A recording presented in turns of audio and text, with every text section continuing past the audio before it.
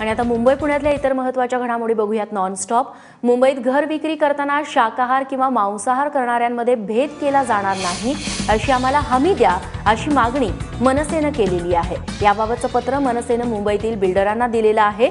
जर आम्हाला याबाबत हमी मिळाली नाही तर मनसे स्टाईलमध्ये आंदोलन करण्यात येईल असा इशारा देखील मनसेने मुंबईतील बिल्डरांना दिला। 2015 मध्ये दहिसरमध्ये मांसाहार करणाऱ्या कुटुंबाला सोसायटीतील लोकांनी मारहाण केल्याची धक्कादायक घटना घडली होती।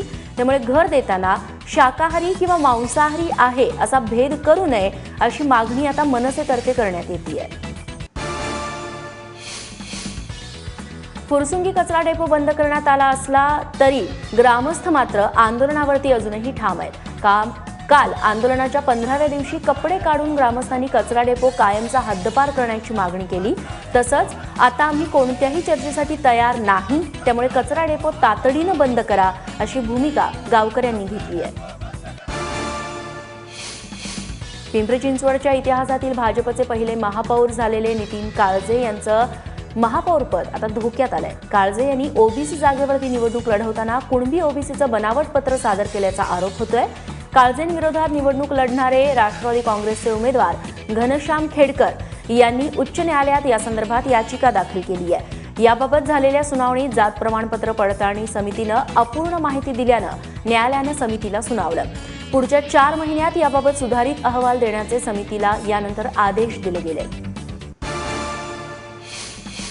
वसईतील खंडणीखोर डॉक्टर अनिल यादव प्रकरणामध्ये मोठा खुलासा झालाय। एन्काउंटर स्पेशलिस्ट माजी पोलीस अधिकारी सचिन वाझेंचं देखील नाव या प्रकरणात समोर आलंय। डॉक्टर यादव फरार असताना सचिन वाझेंनी त्याला मोबाईल नष्ट करण्याचा सल्ला दिल्याचं त्यांना सांगितलं। तसंच यादवला गुजरातहून आणण्यासाठी वाझेंनी गाडीही पाठवल्याची माहिती मिळाली आहे। त्यामुळे वाझेंनी खंडणीखोर डॉक्टर यादवला मदत केल्याचं उघड झाल्यानं वाझेंनाही या प्रकरणी आरोपी बनवल्याची माहिती आता पोलिसांनी दिली आहे। काल तिसऱ्यांदा पुण्यातील भाजपचे खासदार संजय काकडे यांच्या कार्यालयाबाहेर आंदोलन करण्यात आलंय। कोपरे गावातील ग्रामस्थ आणि युवक क्रांती दलाकडून हे आंदोलन पुकारण्यात आलं। पुण्यातील कोपरे गावच्या पुनर्वसनाचं काम राज्य सरकारकडून संजय काकडे यांच्या कंपनीला देण्यात आलं होतं। काकडे यांच्याकडून 350हून अधिक लोकांचं पुनर्वसन करण्यात आलं। मात्र 15 कुटुंबांचं पुनर्वसन गेली 16 वर्ष रखडलेलं आहे। काकडे यांनी गावकऱ्यांची जागा हडपल्याचा आरोप युवक क्रांती दलाचे अध्यक्ष कुमार सप्तर्षी यांनी केला आहे। पतीच्या मित्रांनीच पैसे देण्याच्या बहाण्यानं महिलेला घरी बोलावून सामूहिक बलात्कार केल्याची धक्कादायक घटना कल्याणमध्ये घडली आहे। कल्याणच्या द्वारली गावामध्ये घडलेल्या घटनेनं एकच खळबळ उडाली आहे। पोलिसांनी या प्रकरणी 2 आरोपींना अटक केली आहे। सुनील मोरे आणि अरविंद कुंभार अशी अटक करण्यात आलेल्या आरोपींची नावं असून ते बेस्टचे कर्मचारी असल्याची माहिती मिळते आहे। पैसे देण्यासाठी सुनीलनं या महिलेला घरी बोलावलं होतं। त्यानंतर मोरे आणि कुंभारनं महिलेवरती बलात्कार केला। पुढच्या बातमीकडे 24 एप्रिलच्या विवेक पंडितांच्या नेतृत्वाखाली झालेल्या आंदोलनावेळी आपल्याशी गैरवर्तन झाल्याचा आरोप निधी चौधरींनी केलेला आहे। यानंतर चौधरींनी स्वतःच्या ट्विटरवर देखील आंदोलनाचे काही व्हिडिओ शेअर केलेत, ज्यात चौधरींनी स्वतःची तुलना द्रौपदी आणि सीतेशी केली आहे। विवेक पंडितांच्या नेतृत्वाखाली पालघर जिल्हा परिषदेवरती आंदोलन करण्यात आलं होतं। दरम्यान विवेक पंडितांवरती गैरवर्तनाप्रकरणी गुन्हा दाखल झाल्यानंतर काल पंडितांनी 37 कार्यकर्त्यांसह स्वतः शरणागती पत्करली होती। मुंबईतील पश्चिम आणि पूर्व द्रुतगती महामार्गांची नावं बदलली जाण्याची शक्यता आहे। राज्य सरकार काही दिवसांपूर्वीच हे दोन्ही महामार्ग MMRDAकडे हस्तांतरित केलेले आहेत। त्यानंतर आता वेस्टर्न एक्सप्रेस हायवेचं वेस्टर्न अर्बन रोड आणि ईस्टर्न एक्सप्रेस हायवेचं ईस्टर्न अर्बन रोड असं नामकरण केलं जाणार आहे।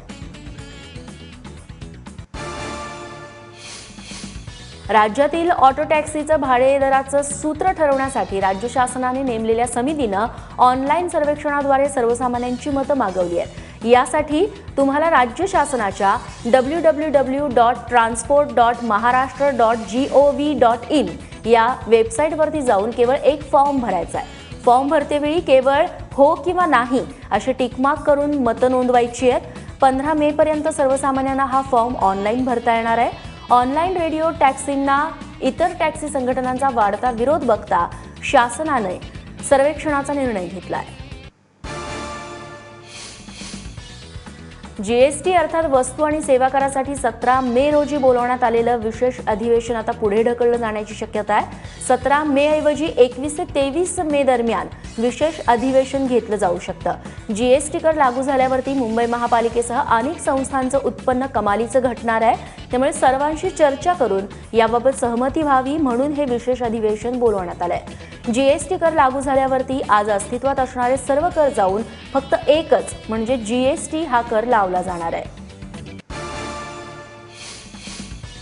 चुकीच्या प्रचारामुळे राष्ट्रीय स्वयंसेवक संघाकडे अनेकांचा बघण्याचा दृष्टिकोन बदलतो. मात्र आम्ही जातीयवादी नाही, सर्वांना सोबत घेऊन चालणारी माणसं आहोत असं मत केंद्रीय दळणवळण मंत्री नितीन गडकरींनी व्यक्त केलंय. मुंबईतल्या दीनानाथ मंगेशकर नाट्यगृहात काल राष्ट्रीय स्वयंसेवक संघ या पुस्तकाचं प्रकाशन केलं गेलं. या निमित्तानं ते बोलत होते. रमेश मेहता यांनी या पुस्तकाचं लिखाण केलंय. ठाण्यात काल मोठ्या उत्साहात ठाणे पोलीस महाकरंडक सोहळा पार पडला. यंदा एकूण 34 महाविद्यालयीन संघांनी या स्पर्धेत सहभाग नोंदवला. उल्हासनगरमधल्या चांदीवाला कॉलेजने या स्पर्धेमध्ये पहिला क्रमांक पटकावला. ठाण्यातल्या गडकरी रंगायतांमध्ये ठाणे पोलीस आयुक्तालयाच्या वतीनं या स्पर्धेचं आयोजन केलं गेलं होतं. हक्काच्या व्यासपीठाबरोबरच या स्पर्धेच्या माध्यमातून अनेक महाविद्यालयीन विद्यार्थ्यांनी आपली कला देखील दाखवली. ऐतिहासिक रेल्वे स्थानक म्हणून ओळख असणाऱ्या ठाणे रेल्वे स्थानकाचा पुढील 6 महिन्यांनंतर मेकओव्हर होणार आहे. ठाणे रेल्वे स्थानकासाठी सरकारनं 1200 कोटी रुपयांची तरतूद केली आहे अशी माहिती खासदार राजन विचारे यांनी दिली आहे. आज ठाणे रेल्वे स्थानकामध्ये विचारेंच्या हस्ते कमी दरानं शुद्ध पाणी देणाऱ्या मशीनचं अनावरण केलं गेलं. त्यावेळी त्यांनी ही माहिती दिली. जगातील सर्वात लठ्ठ महिला असणाऱ्या इमामच्या डिस्चार्जवरती अजूनही सस्पेन्स कायम आहे. मुंबईतल्या सैफी रुग्णालयानं इमामवरती चुकीचे उपचार केले असा आरोप करणाऱ्या इमामच्या बहिणीनं डिस्चार्जबाबत अद्याप निर्णय घेतलेला नाही आहे. दरम्यान इमामवरती उपचार करणारे डॉक्टर मुझफ्फर लकडावाला यांनी इमामच्या बहिणीनं केलेल्या आरोपांबाबत खंत व्यक्त केली आहे.